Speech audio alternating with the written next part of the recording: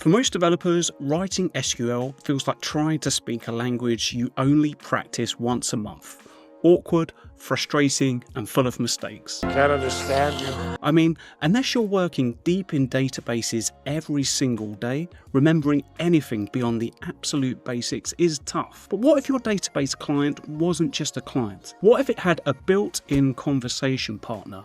One that could translate your plain English questions into perfect SQL. That's exactly what Chat2DB brings to the table. And it's actually pretty darn impressive. I've been using Chat2DB pretty heavily for the past few weeks, and honestly, it's completely replaced every other SQL tool in my workflow. So, in this complete beginner's tutorial, I'm going to walk you through the amazing features that make Chat2DB so powerful and definitely worth using. I'm even going to show you how to easily set up a practice database right on your own local machine, so you can follow along with the entire tutorial yourself, step by step. Ready to finally make those SQL headaches a thing of the past?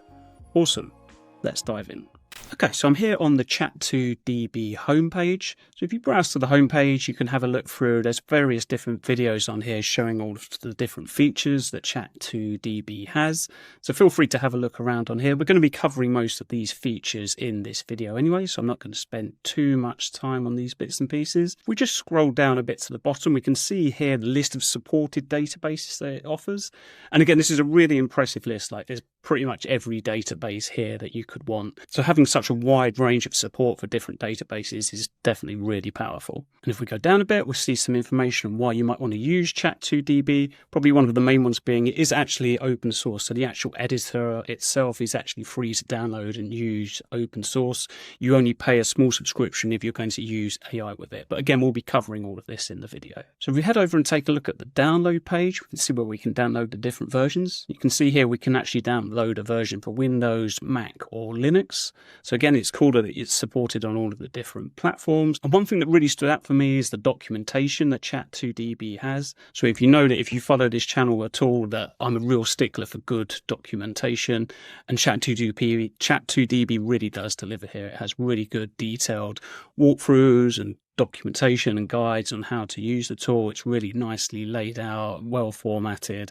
So again, this was like a real plus point for me when I found this documentation. It's made getting up and running with the tool really, really easy and straightforward as well. So if we just take a look at the pricing quickly. So again, as I said, the community version, which is the open source version, this is actually completely free to use. So you can download this from GitHub and you can actually use that.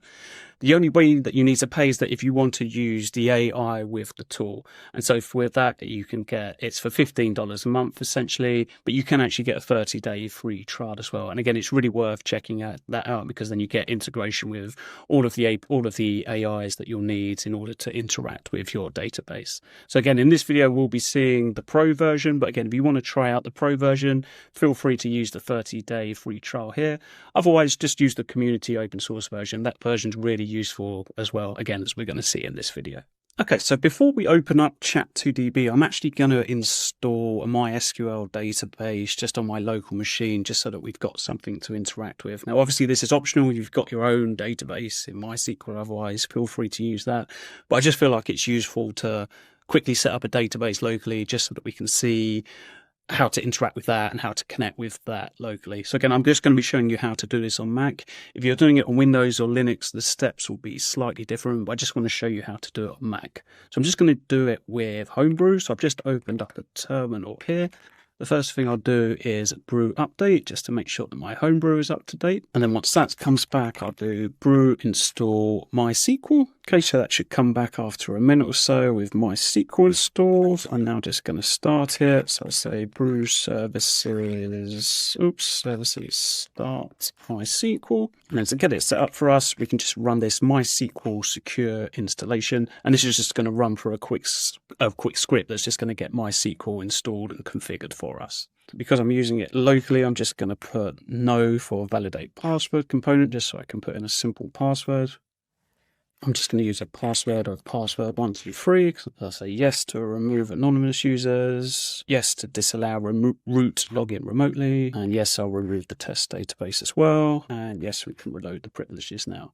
Okay, and that's it. So now MySQL should be all done and set up for us, and now we can launch Chat2DB and connect to the MySQL database that we just created. Okay, so I've just launched Chat2DB now. So now what I want to do is I basically just want to hook up to the MySQL database that I'm running locally. So to do that, I can just click create up here, the plus icon, I choose my new connection. And again, you can see, as we talked about at the start, all of the different databases that you could connect to here. So it's a pretty comprehensive list. But for this video, we're just going to connect to our local MySQL database. So I'll choose that one. So here it's running on local host. I'm going to put the storage down to local.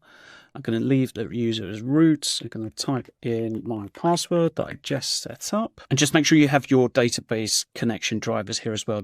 I did download these previously. If you don't have a MySQL connection driver, there should be an option here just to download the driver. So just make sure you do that so that you can connect to the database. That should be all we need. I'm just going to test the connection. It says the connection is successful, and then I'll click save. And now we should be connected to our local MySQL database. So as easy as that, we're now connected to the database that we created and that we're running locally. Okay, so now that we're connected to our database, we need some actual data, and we need to create our database as well. So to make this a bit more interesting, rather than just using random data, we're actually going to create some databases ourselves, and we're going to see how they link together. So what we're going to do is we're going to create a very simple video game database. It's going to have basically 3 different tables. It's going to have a publisher table, a category table, and then a table for the actual games themselves. I've used this kind of video game database in a lot of the other courses that I've taught, and it's just quite a good, fun little way to build a database. So let's see how we can go about actually building that in Chat2DB. So here in my local host, I'm going to right click and I'm going to choose create a database. Let's give it a name of video game database. And then you can see here, this is the SQL that's going to get executed to create the database for us. So I execute that, and I now have this empty video game database created. So what we need to do is that we need to create some tables. So let's first create a new table here, and we're going to create a publishers table. Now we could do it through the UI, or we could do it through AI as well. So let's see how to do it with AI first. So if you click on this table copilot here, Chat2DB will basically integrate with AI, and it will help you create your database tables, which is really cool. So we're going to give our table a name of publishers, and then the columns that we want, I probably want a publisher ID, publisher name, and let's say a date founded as well. That should be good. Just click the button over here.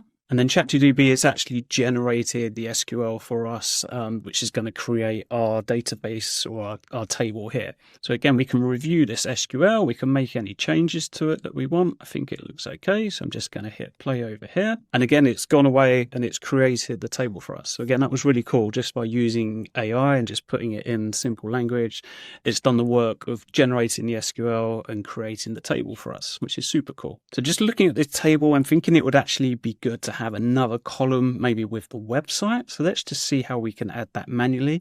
So again, this isn't using AI. This is now just using the Chat2DB SQL, the editor essentially. So I just clicked on add new column. I'm just going to give the column name of websites. It can just be a varchar. We can say that it's nullable. That's okay. And then we're going to say website of the publisher. I'll just click save over here. So again, we can see the SQL that's going to be generated here in order to alter our table and to add in a column. Just hit play on that. Successful execution, and now we've got a new column in our database. Okay, that's our publishers. Let's add in another table now. So I'm going to do that again with the table copilot. And this table, I want that to be the categories. So for the columns, let's say we want a category ID, category name, and we'll just have a description as well. Then the AI will go away. It will generate the SQL for us to create our categories table. That looks good. I'm going to hit play on that. Again, cool. That's created our categories table for us. We've got our category ID here, and then we can see that it's been set to a primary key, and it's also been set to auto increment as well. So basically the ID will just increase by 1 every time we create a new category. That's cool. That's what we want. Did we have the same thing on the publishers? Yes, the publishers has auto increment as well, so that looks good. Okay, let's create one more table for our actual games. So let's hit the table copilot again. I'm going to create a table name of games. For the columns, we want to have the game ID, the game name. Let's say we want to have the release date of the game. And let's say we want to have the review score, but let's also specify what we want the score to be. So let's say I want the review score must be between, let's say, 0 and 100. So again, games when they get released, they often have a review score of between 0 and 100. So let's specify that for that particular column. And let's also say we want the category ID foreign key here as well. So let's also specify that as well. And let's do the same for the publisher ID as well. So again, publisher ID and also must be a foreign. So as you probably know, when you're interacting with AI in any context, whether it's through Chat2DB or any other tool or directly, the more precise you can give the instructions, the better. So here we're giving it very precise instructions for what we want the column names to be, and hopefully the AI will adhere to that and give us what it is that we desire. So I've hit play on here. Let's see the SQL that comes back. We've got the game ID, the game name, the release date. We've got the review score, and look, and it's checking that it must be an int. It must be between 0 and 100, so that's good. We've also got the category ID and the publisher ID, and those have the foreign keys constraints, and it's automatically detected that that needs to go into our categories and publishers tables and the corresponding primary keys in that. So again, that's done quite complex setup for us there automatically just from using natural language. That's super cool. Let's click play on that. Now, I've just noted the category and the publisher ID, these are actually nullable at the moment. So I'm just going to untick those because I don't want them to be nullable. I want every game to have a category and a publisher. So I've ticked save on that. Again, we can see the SQL that's going to be done to generate that. And then that's done. So now the category ID and the publisher ID are not nullable. So the game name up here, I'd actually like the game name to be unique. Now, there isn't an option in here to click this directly. So what I can actually do is, if I don't know how to do this with SQL, if I can't remember, I can actually ask Chat2DB how to do it. And this is where the power of this tool really starts to come into play. So to do that, I'm going to open up a new tab here, which opens up kind of a new console. And I can just push / to invoke the AI. And then I can actually just ask the AI here anything, and it's going to be talking about our database. So again, I can select whichever model here that I want. So it's got all of the major models here. You see DeepSeek, GPT-4, Claude 3.7. I'm just going to use Claude 3.7 here. And then I'm going to say in the, at games. So I'm referencing the games table here. In the games table, I want to make the, let's say the game name column be unique. So Chat2DB goes away now, it talks to the AI, and then it returns this SQL, which should hopefully update our game name and make that unique. So I'm just going to execute this SQL that comes back, execute that here. It looks like that's been successful. If I close this down now, go to my games over here, to my game name here. Now, this now should be unique. So we'll see that in a moment when we start to actually create data. But again, that's how to use the AI directly to actually make changes using SQL when you don't know how to write the SQL. So that's super, super cool and super useful. Okay, cool. We've got our table set up, but now we need some actual data in our database. So let's look at the different ways that we can do that. So first I want to add something for the categories. So I'm just going to double click on categories here, and that's just going to open up this view of our categories table here. Just going to click plus to add in a new row. So the category ID, that should get generated for me. So I just need to provide a category name. Let's just say RPG, description, role playing game. Looks good. I just press, I think it's the up arrow here to submit. And so that's created a new entry in our database. Again, that didn't use AI. That was just simply using the Chat2DB editor just to manually create an entry. Okay, so that's how to add test data manually, but that's obviously going to be a bit painful if we want to add a lot of data. So let's see how we can do it with AI.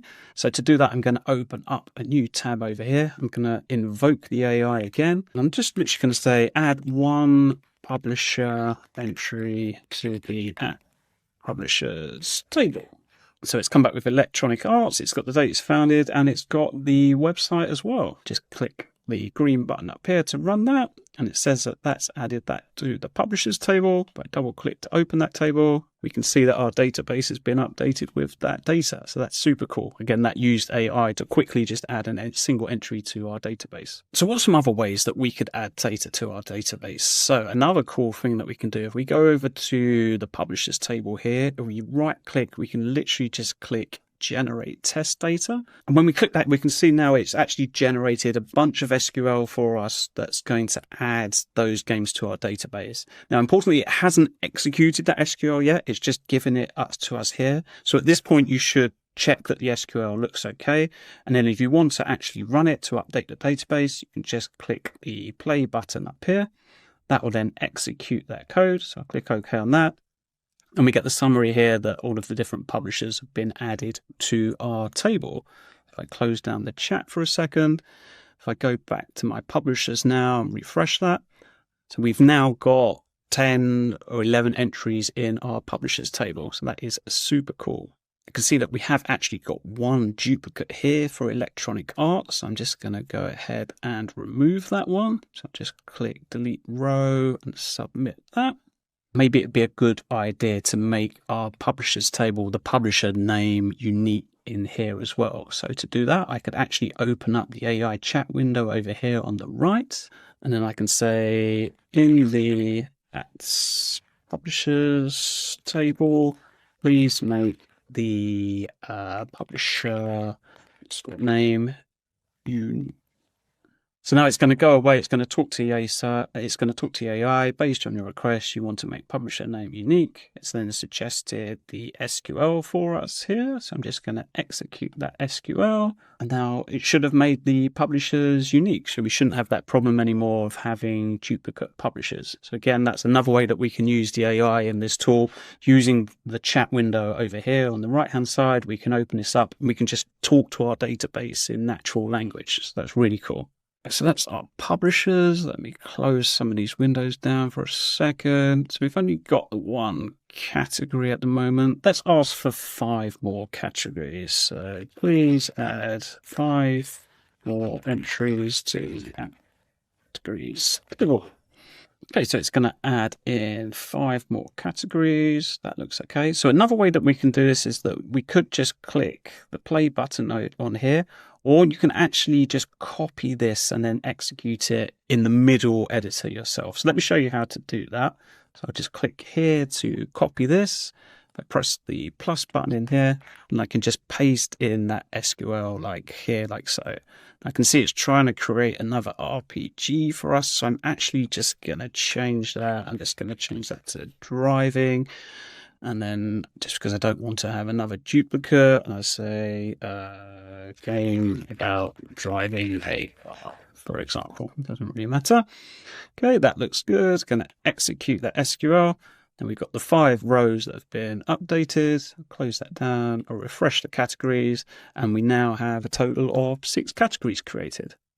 So now we want to generate some games. So I've just right-clicked on the game table and I've chosen generate test data. And now we've got this message back in our chat saying, here are 10 insert statements for the games table with realistic content. So that looks pretty good. I'm just going to pin this message over and copy it.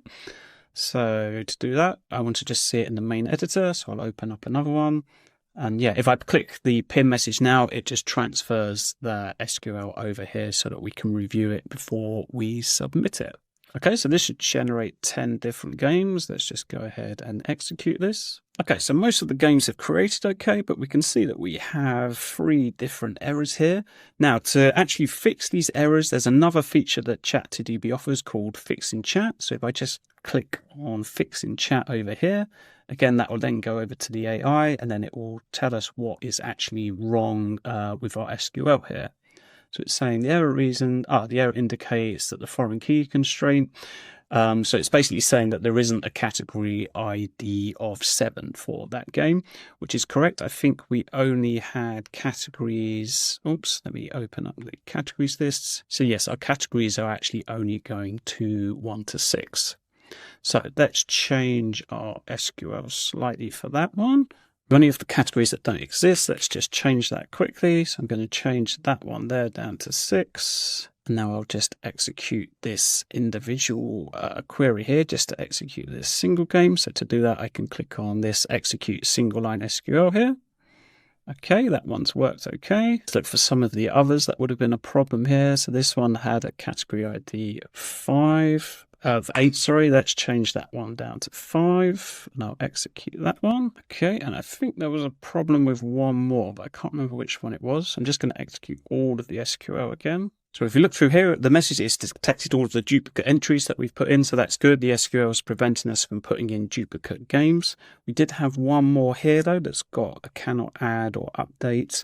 If we just hover over that, we can look at the message. If I save fix in chat for that one as well. Yes, I can see it's trying to update a game with publisher ID of 2. That publisher ID, I'm guessing, doesn't exist. If I have a look at the publishers table, yes, we deleted our original one with publisher ID of 2. So that's why that SQL query is failing.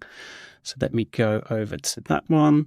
I think that's this one here. So I'm just going to change that down to 1. I'll highlight that and just execute that single statement. There we go. So let's take a look at our games now. If I just refresh that. And now we have 10 different entries in here for 10 different unique games. So now that we've got the database set up, we've got a few tables and some test data in there as well. I actually wanted to show you another cool feature in Chat2DB, which is the ER diagram or entity relationship diagram. So we right click on tables and choose ER model. You actually get generated this nice graphical representation of our database and our tables. And we can even see how the different foreign keys work in here as well. So again, you can drag this around, move this around, zoom in and out, etc. You can even like download and export it. So again, this is like a really useful feature, particularly if you've got a really big, complex database. It's really nice to be able to see a graphical view of how your tables are structured. So yeah, the ER diagram is a really, really useful, again, and powerful feature.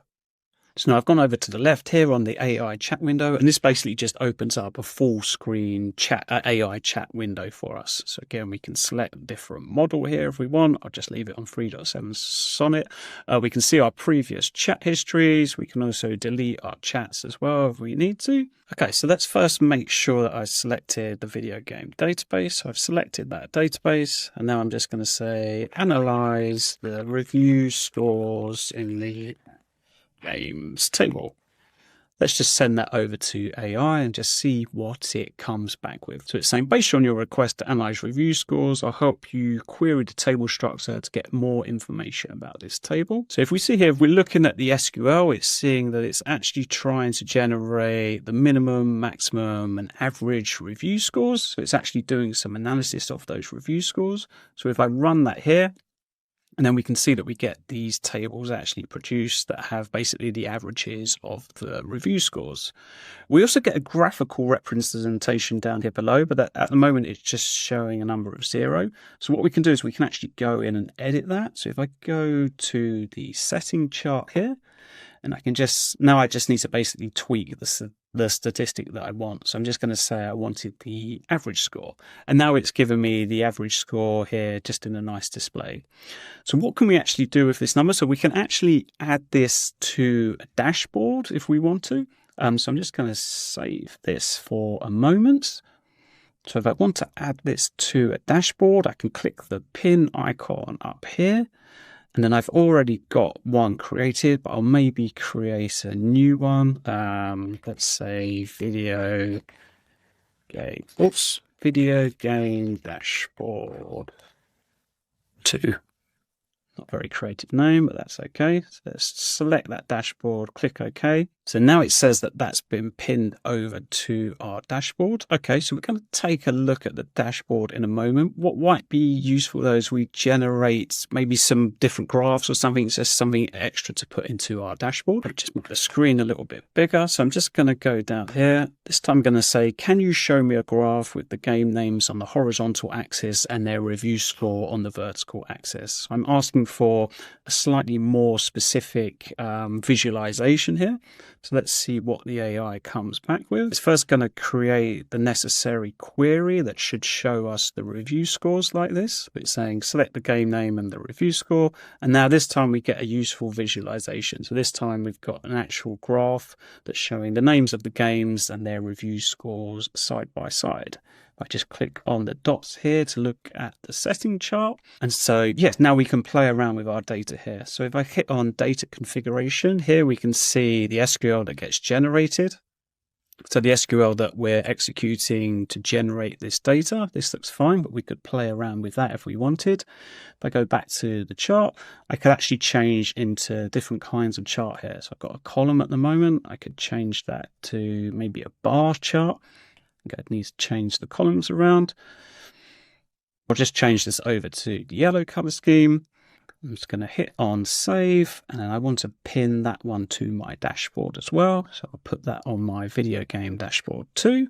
Let's go and take a look at that dashboard. So over here on the left, we have the dashboard icon. We can see here now we've got the two statistics that we pinned to the dashboard previously. So we've got this one here that just shows the average review score, and this one here, which is more of a visual representation of the data. So again, I can resize this, I can move them around, play with them, I can go in and edit them. So again, having this dashboard built into your SQL editor is a really useful way to interact with data and actually visualize data here as well. Again, there's tons of other customization and configuration that you can do here if you want to. So another cool thing that Chat2DB can do is it can actually generate like the code for integrating with your backend system. So the CRUD code essentially. So if you had, I don't know, a Java application or a Python application, you can actually ask Chat2DB to generate the actual code that will interact with your database, which is super cool. Let me show you how to do that. So I'm just back in the main database view.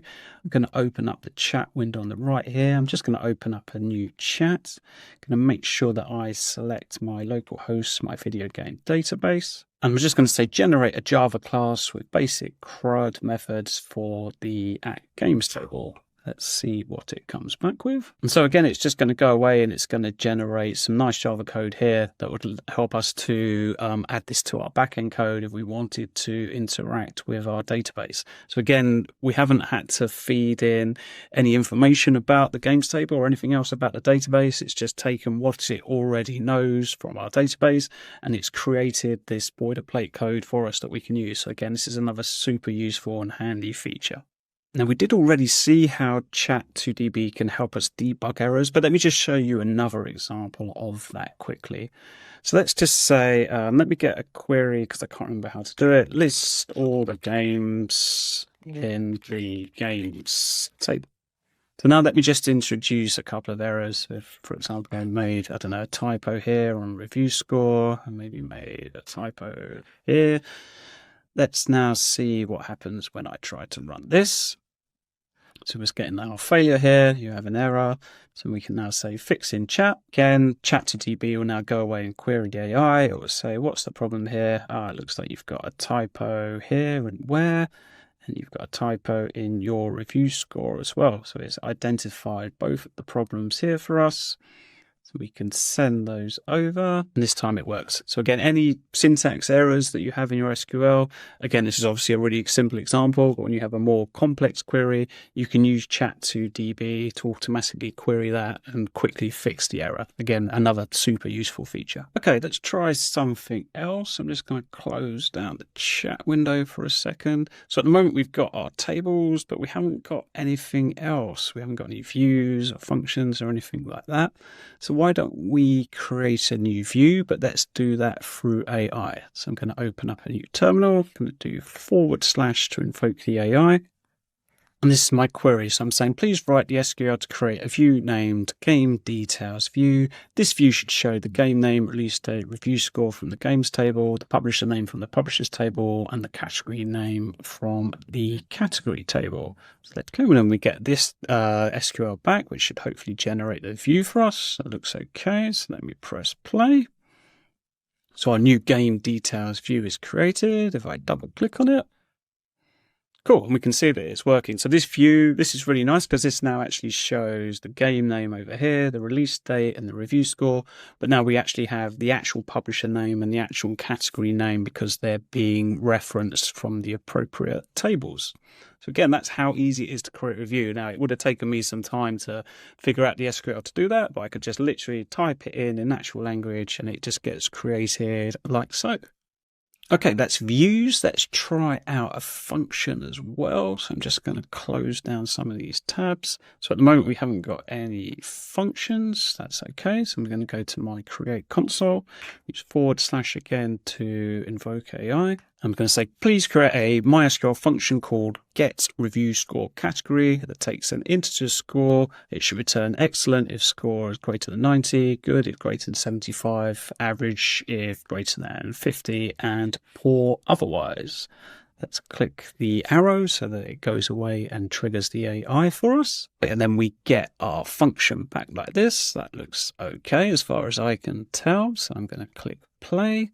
That's created the function for us. We can see now that the function gets created over here. We can view and edit that function. So that's our function to get the review score. So let's go and see how could we actually use that function. So how can we use that function? I'm not sure. So let's ask AI. So I click on the AI wizard. I'm going to start up a new chat. Say, please write an SQL query that selects the game name, review score, and uses the get review score category function on the review score to show the score category for all games on the games table. Okay, so that's gone away and now it's using that function. So it's showing some SQL here that uses that get review score function. And it's even shown an example visualization for us as well that we might want to add to our dashboard. I'm just going to open up another console here. I'm just going to bring that over by clicking on here. Oops, no, sorry, click on the pin in the middle. So yeah, cool. It's using our game name, our review score, and our get review score category. So it's actually categorizing the different review score for us here as well. So the visualization over here, this might need some tweaking because it's actually still using the percentage. That's fine. But for here, it's actually showing the category, which is, yeah, really cool, really good. Really interesting how easily it can use the function within our database. Again, we only just asked this with natural language. We didn't have to write any SQL ourselves in order to use that. So let's ask it to create a stored procedure that will create a new game for us. So I'm going to open up the console in the middle. I'm going to use / to invoke AI. And I'm saying create a MySQL stored proc to called add new game. Should accept game name, release date, review score, publisher name, category name parameters.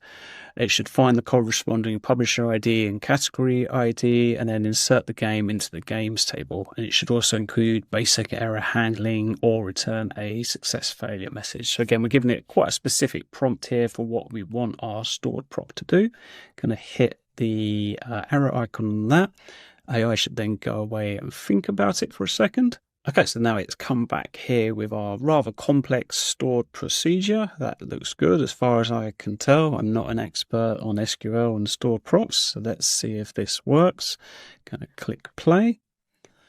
Okay, so it looks like it's created our stored procedure here to add a new game. Okay, so we've asked the AI for an example of how to execute the stored proc. So let me open up the console. Going to bring that over. So we're now calling add new game. Let's see if this works. Okay, so we get a message back saying the category is not found. And that would make sense because we don't actually have an action adventure category.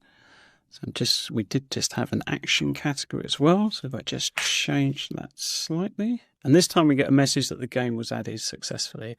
So again, this was really like quite advanced stuff, like a stored procedure here. If we take a look at this, like that's quite an advanced stored proc here that we've created. That would have taken a long time to have written that. And then to even just use that, we've just used that straight away here like so. And that should have added this Last Guardian games to our database. Let's open it up. We can see that the stored proc has worked and it's added in the game for us as well. So that was a really powerful and useful use of AI here to create a stored proc directly through using AI and using the database client here as well, which is super cool. Okay, let's finish up and let's create a trigger as well, because we haven't created one. I'm just going to give us some space. I'm just going to close down the existing windows.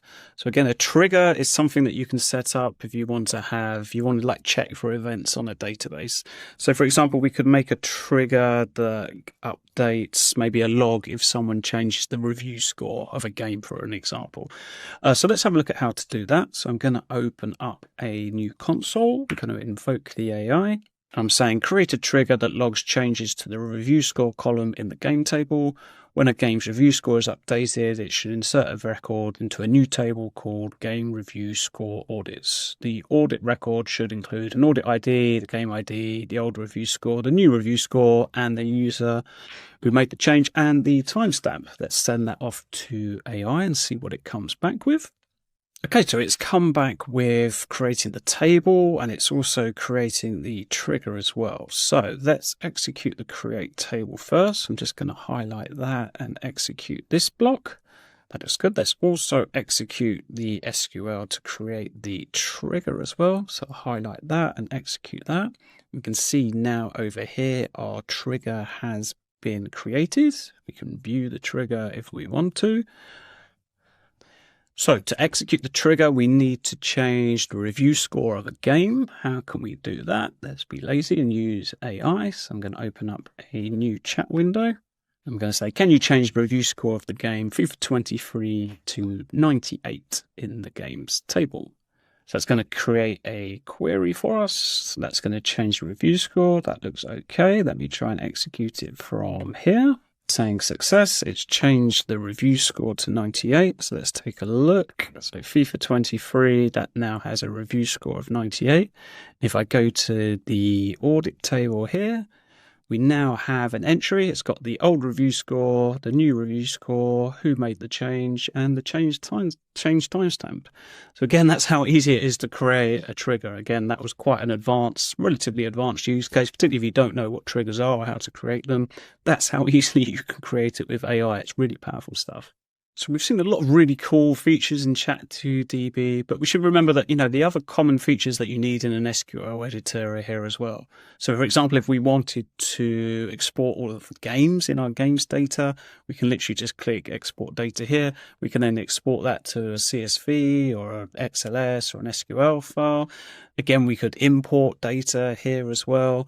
So again, we have all of the functionality within here that we need in order to interact with our database. Even if you don't want to use the AI, even if you just want to use the open source version, you can do that here. It has all of the functionality that you need. Again, I've been using this tool for a few weeks now, and it's just become my go-to SQL editing tool. It's really cool. So let me just clear up the screen here, close down some of these tabs, and just show you the final thing that I wanted to show you.